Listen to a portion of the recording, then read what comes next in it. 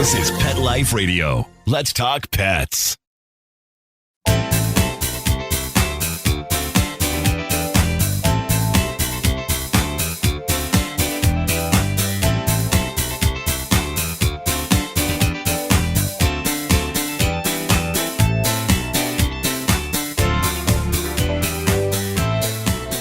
Welcome to Covered in Pet Hair, a boozy show for pet lovers on Pet Life Radio. I'm your host, Isabel Alvarez-Arata, and today I have the pleasure of having a drink and a chat with a holistic dog trainer that specializes in dog trauma. I will tell you all about him and introduce you as soon as we come back from these messages from our sponsors.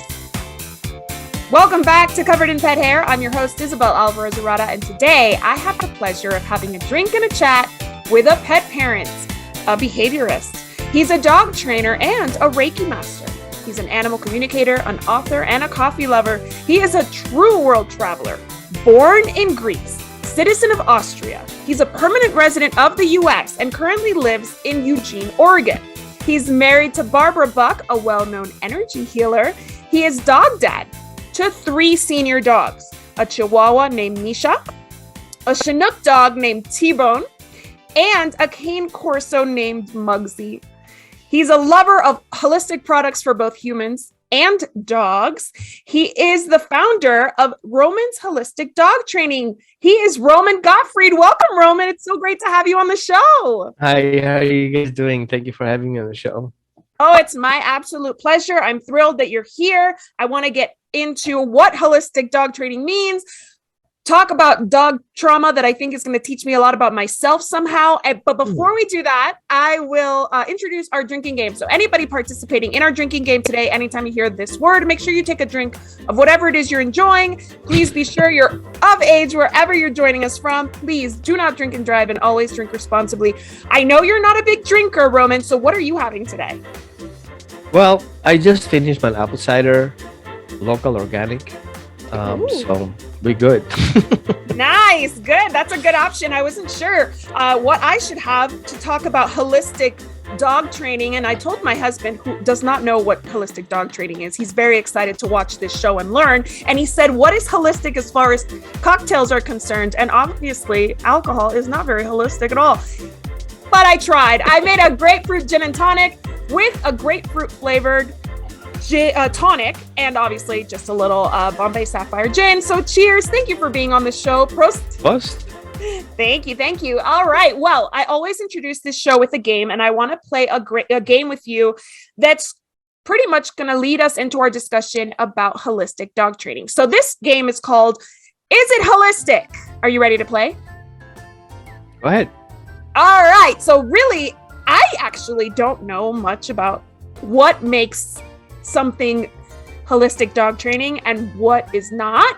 I know a few things that are not, so I snuck them in here, but I'm really excited to learn more about what tools you use in holistic dog training. So here we go. First one, a vet visit before starting a training regimen. Is that considered a holistic dog training practice? Right. Yes. Wonderful. Shock collars. I'm shocked. Down. No. All right. Using herbals in conjunction to training, is that considered holistic? Yes. But there's a little but. Some herbals are to be considered under supervision with a professional. Just because it's herbal, just because it's holistic, we just don't pour it in a glass and drink it. Kind of thing. Very true. Some people just assume that because it's herbal, it's light and it's not potent, but it certainly can be. What about the use of pharmaceuticals? Could that be considered holistic? Yes. Again, under circumstances, because sometimes there are acute situations that we need to deal with. And I would say medical approach, like with the Western medicine, would be a reactive approach. Integrative approach, where we see different options and versions and adding food to the equation, would be an active approach. And then we have a proactive approach. So I'd say yes, but we don't want to be always reactive. We'd rather be active or proactive. Wonderful. Okay. Prioritizing socialization during puppyhood, is that considered holistic? No. Tell me more. No. Yes, here's why. Because before we go social with the dog has to have a secure attachment with his caregivers. So we have a puppy, we just got it from a breeder, we just got it from a rescue. It's young, he doesn't have a clue. It's just being disconnected from his parents, from his family, whatever he was bonded with. And then if we take that dog or this puppy and threw them to social settings, all we would get is a trauma. Now, if you don't have secure attachment, where would the puppy look out for help and support in crisis? If you don't have that secure bond, the puppy is basically exposed to strangers in strangers' places, dealing with stranger situations. It's going to shut down pretty quickly. So we call it over-socializing. Too much of that causes basically negative emotions, and that we, in the future, will pop up at some point in different places we don't want. Aggression towards strangers, aggression to places, aggression to dogs, leash aggression, and you name it. Wow, that is such a fascinating answer. I love that. Okay, considering a dog's mental and emotional well-being while observing their behavior, is that considered holistic? Yeah, of course. That's basically what we do. First of all, we need to understand a dog's mindset before we actually do anything. All right, perfect. Sending a dog to his crate when he's done something wrong. Holistic? 9. 9. All right. Letting a dog sniff as much as he or she wants during walks. Is that holistic? Depending on what you're up to. If you want to go from point A to point B and get the job done, not really, because it's just somebody gets frustrated about it. Holistic means both have fun. So we can let the dog sniff, let him sniff. 1 second, 2 seconds, 3 seconds. Okay, let's move on. Let's go further down the road. However, sniffing is an entertainment for the dog. It's kind of reading the newspaper, having a coffee or a drink. So we have the puppy to have that enrichment. And of course, we have to have loose leash. So if we want to do it right, let the dog sniff, then let's move on and let's teach him, let's go to the next spot. And you become the source of that newspaper, next page kind of thing. Oh, I love that analogy. Yes, I love that so much because I'm kind of a goal-oriented person. So if I'm just kind of letting my dog sniff for too long, I get bored. So I want it to be a mutually enriching situation, right? Right. Wonderful. Okay. This one's I don't know the answer to this one. I told my husband and he was like, I don't know. I'm looking forward to finding out. Teaching a dog commands and cues like place or sit. Is that considered holistic? Depending which one you mean, because commands and cues are different. Take a drink. That's a command. Right, you don't have to ask me. Drink it, right? Or pull the plug. That's a command. Right. A cue would be roast. Makes sense? Now, Yes. Then we have conformity. I drink, you want to drink. It's your choice to do it. And then we have compliance. Everybody drinks, well, I guess I have to drink too. Now, when we work with dogs, there's no reason in a relationship to give commands, right? However, my dog is on the street, I need you to come to me. I'm using my parenting power. Come to me because here it's safe, there it's not. So there is already a relationship established, so commands are not necessary. Makes sense? Yes, that makes perfect sense. I love that. Okay. Observing a dog's body language. Is that holistic dog training? It's part of it. If you see my finger, do you know how I feel emotionally? No. If I put my finger in my mindset, do you feel different of how I feel emotionally? Mm-hmm. So the finger in itself doesn't tell you anything. You have to see the context of it. You have to see where the finger is, what the finger does, what the other parts of the body do. If I say that English right? Grammar killer. So we have to see the dog as a walking billboard of emotional information, right? So we have a whole picture constantly changing every second. So that's body language, but that's an emotional state. The dog expresses himself based on how he behaves in the body language in the context of the space he's in. So the dog may sit in front of me. The dog may sit next to me. The dog may sit away from me. It's all sitting. It's a specific body language, but in a context, it's different, each of those. The one is connected, the other one is disconnected, the other one is ignorant. Wow, interesting. Wow. That's holistic. I love this so much. So how do you describe holistic dog training to a client that might call you for help with their dog? Well, holistic dog training is it's a philosophy. It's a way of doing things. If I'm not in control of my emotions, I will not be able to control my dog's emotions. So it's a constant interactive way of communicating with your dog and living with your dog, making choices for your dog, with yourself, and be aware constantly how your dog feels in a relationship. So it's nothing different than we live, you and me, with our partners, with our husbands and wives, constantly. Are we holistic? If I'm lying, no. If I don't ignore, if I'm making my own choices without asking my partner, that's not holistic.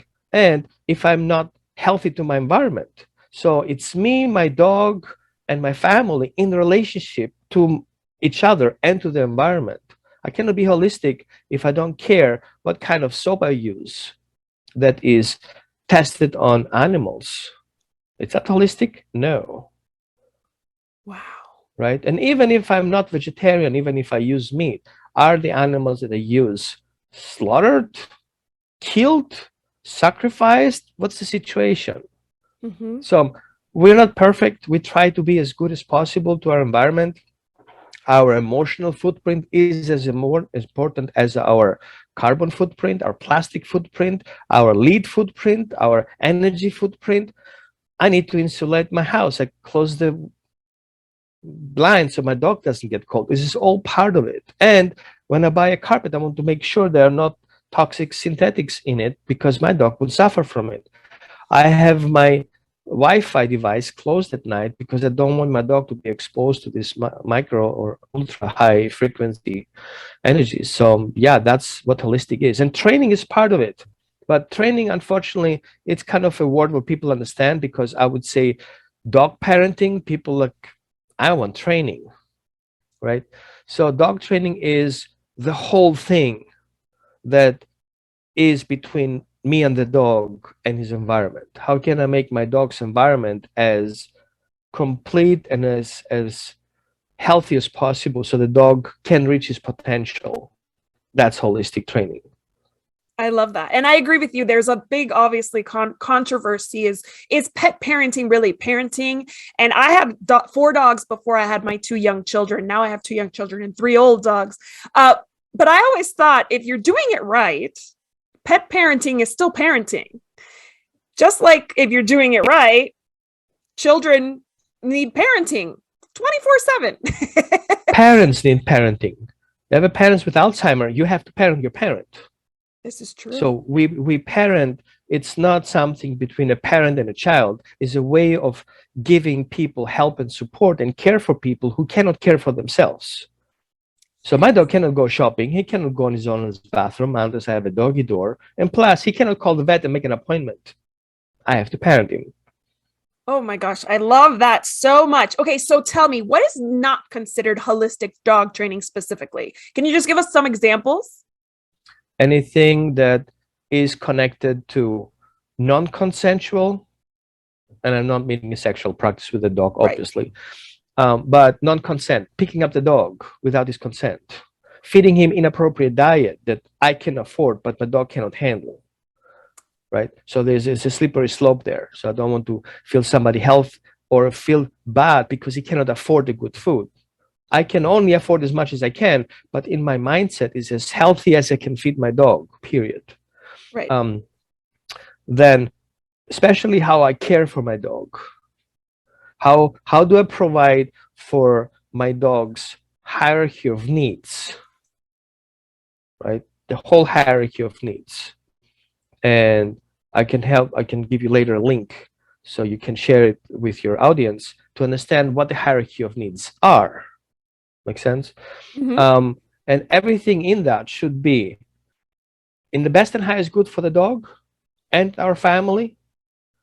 But just because it's a dog, our family doesn't come first, because our dog is family. right? And yes, I will bring my kids to the doctor, and yes, I will get my dog to the vet. Who gonna be dropped off first? Whoever comes first Right. on that What does road. science say? Is holistic dog training even studied? Is it something that we Well, have holistic studies that dog support? training is not studied as a study. Mhm. However, it's it's a sum of all the studies that we have right now confirming that holistic dog training is a healthy approach, because we include healthy nutritional approach, we include healthy and non-toxic approach as much as possible, right? That includes integrative veterinary, we include homeopathy, we include energy work, we include any types of um, I would say science-based, yes, but some of them are not. Reiki is not science-based, but we're confirming slowly that there's a quantum field, right? We know that, and we can affect quantum particles. Well, Reiki is nothing else than putting an intention, something that's going to change. Reconnective healing is part of it. What else do we have? We are putting intentions to a training. Again, we're back to quantum physics. We do trauma release with dogs. We check in on trauma. We use methods already scientific proven working with children with autism, children under 5 years old, because they emotionally are similar developed. A dog, an adult dog, has the emotional capacity of a 5-year-old. So why not referencing there, since for the last at least 50,000 years, we grew up together. Cultures before us died with their dogs. Right? We went to conquer countries with our dogs. We praised dogs. Um, the Native Americans basically said dogs were here before humanity came here. So there's all these options available. We cannot just forget about it and ignore it just because we want a pet. Right. I'm not an anti-peticist, okay? But I feel we shouldn't see the dog as an entertainment or enrichment toy. And I don't want to have somebody to think he can get a dog because he cannot get a friend. Right. Right. We want a dog because we feel attracted to that species, and we give him the best option available. And we're having in the concept that if we need a dog, we will take somebody's dog away. Right. Some dog mom is missing their puppies, and just because it's common doesn't make it okay. So I would prefer people go to the shelter and help dogs who are there trapped in these unhealthy conditions, put legislations in place to stop puppy breeding for profit, right? And that's already starting the slippery slope, because some people need specific breeds, so we need breeders, but all of them have to be conscious what they're doing, and having in mind that the dogs that we have should be close to the environment they were bred to be. Okay, I cannot have a husky in Alaska, is fine, but having a husky in Phoenix, it's kind of weird.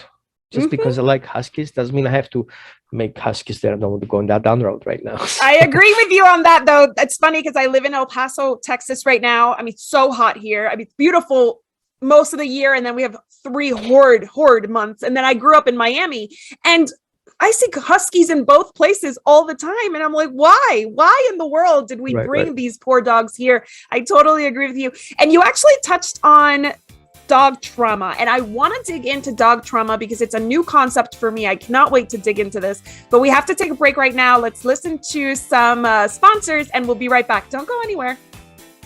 Welcome back to Covered in Pet Hair. I'm your host, Isabel Alvarez-Arata, and today I'm having a fascinating conversation. Can you see my smile? I'm so smitten. I'm so excited to learn all this. It really is so fascinating because there's so many commonalities between dogs and humans, and I want to dig into dog trauma with a dog trauma expert, Roman Gottfried, who's here to share about something that I really don't know much about at all. So we started kind of talking about it, and I want to ask you, what is dog trauma, and how common is it? Let me start that I'm a complex trauma survivor, and I have trauma even before I was born.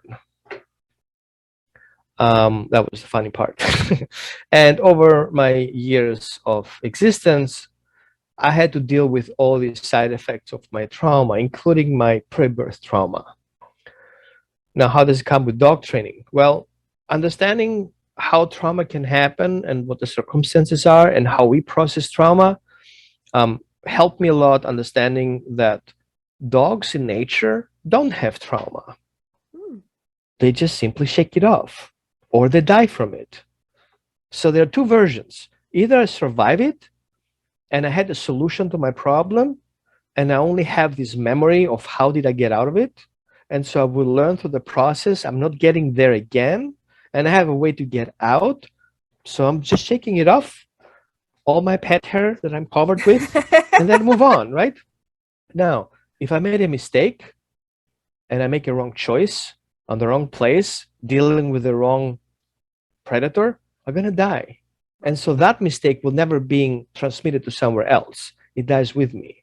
So naturally, we have a non-trauma evolution. And so we have a species evolution that species learn to survive more and more and makes them who they are right now.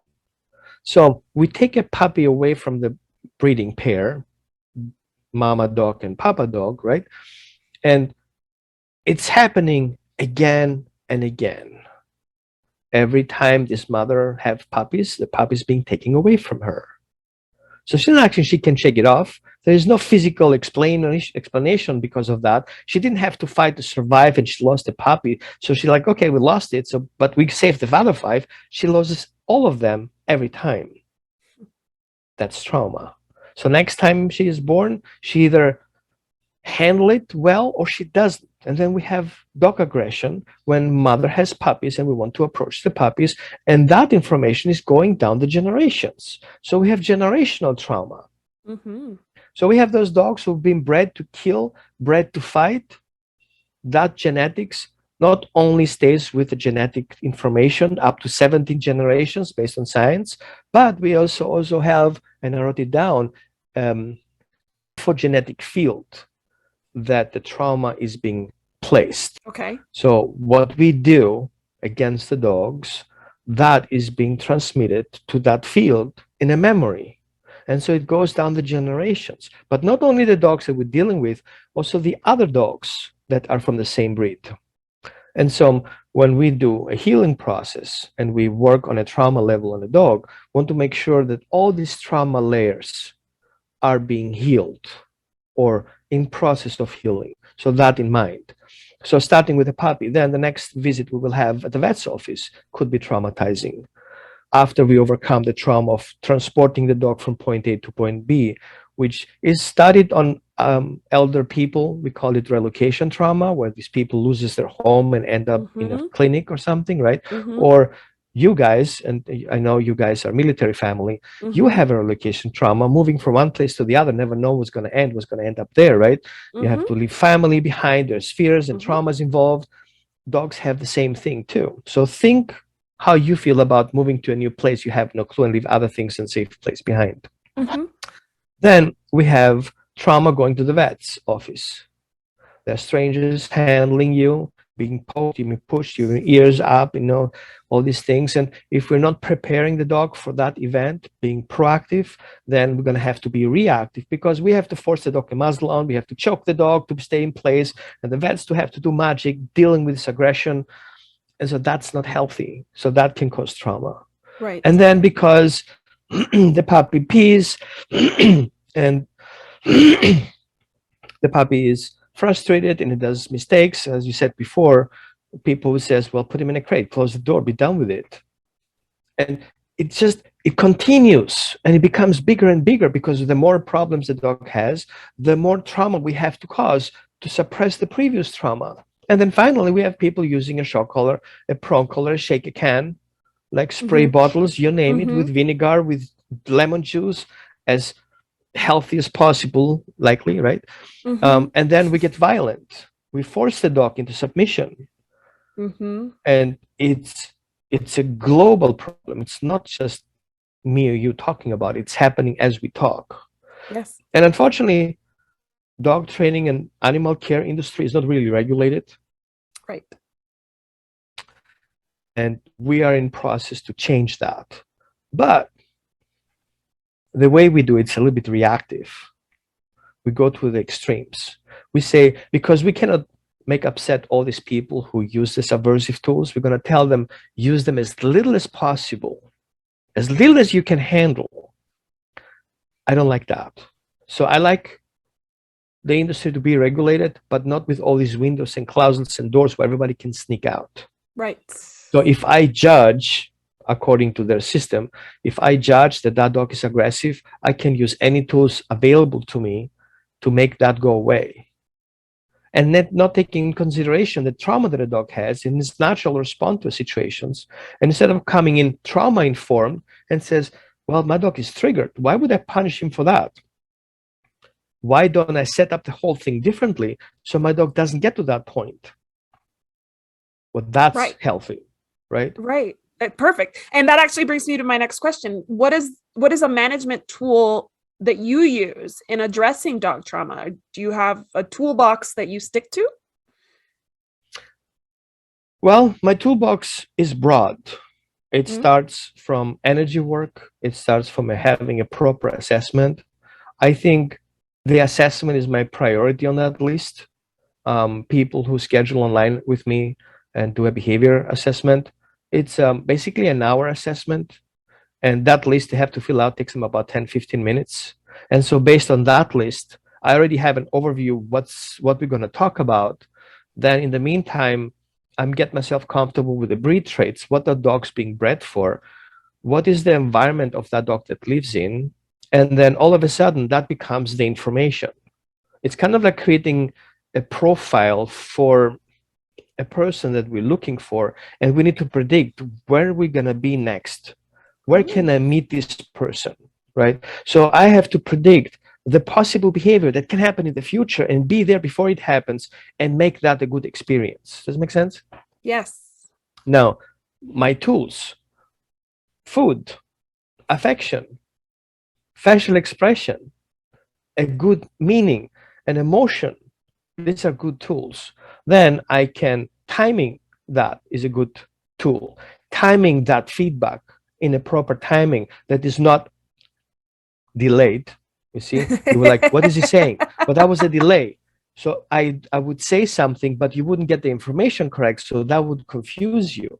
Right. So proper timing is important, even if that is good job or not responding at all. So action equals non-action in a time of a value. So if I say something has a value, if I don't say something has also a value. Me being passive and not responding to something is also a feedback.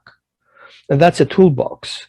Now, I use a regular leash to take the dog because that's the law. I have to comply to that.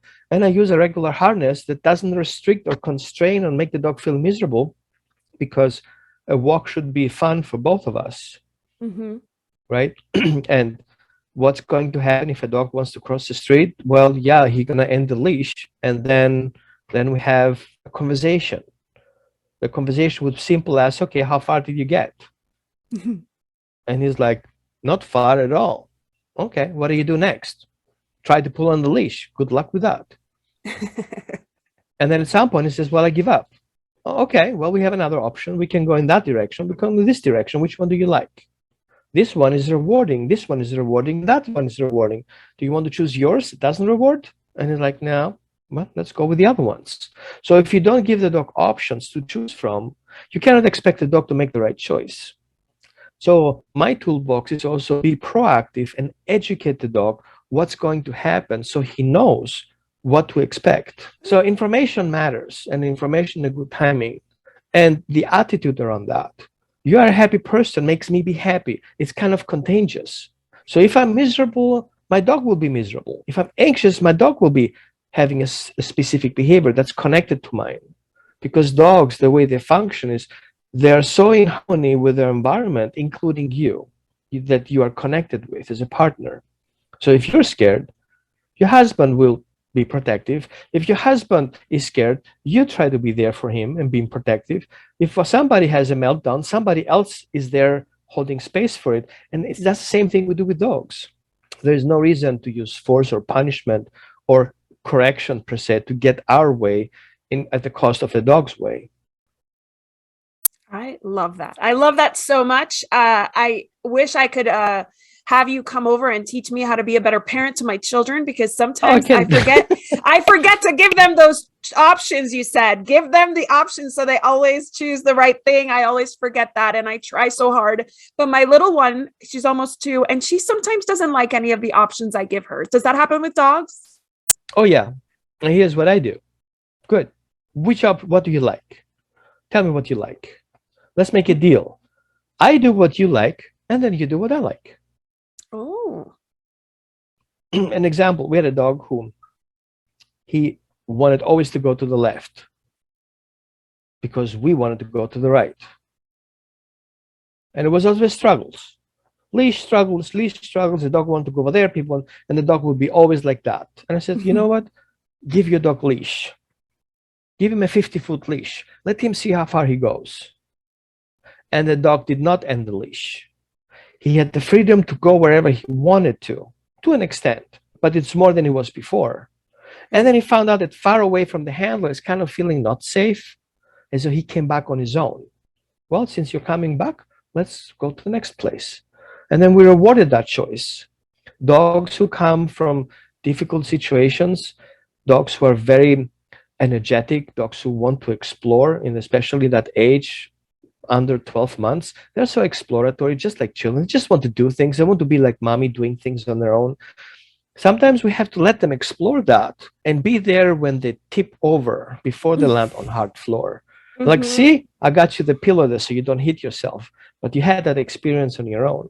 So for the dog, you have to give that pillow of exploration. You go to smell the garbage bin, stinks, right?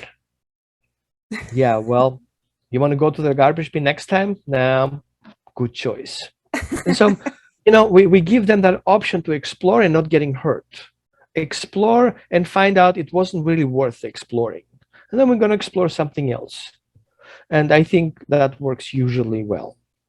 I love that. Well, I just want to thank you for taking the time to chat with me. I know we could probably talk about this for hours, but I need to wrap it up. So here's to you and all of the pets and families that you're helping. Cheers. I so appreciate you taking the time to chat with me. And I'm going to drink because it's bad luck to toast and not drink. Oh, yeah, right. And I also want to propose a toast to my executive producer, Mark Winter. Thank you, Mark. And to our audience on YouTube and on Pet Life Radio, thank you for spending your time with us. Here is to a life covered in pet hair, because there's no better way to live. Cheers. To learn more about Covered in Pet Hair, please visit coveredinpethair.com or petliferadio.com. Thanks for watching, and we'll see you next time.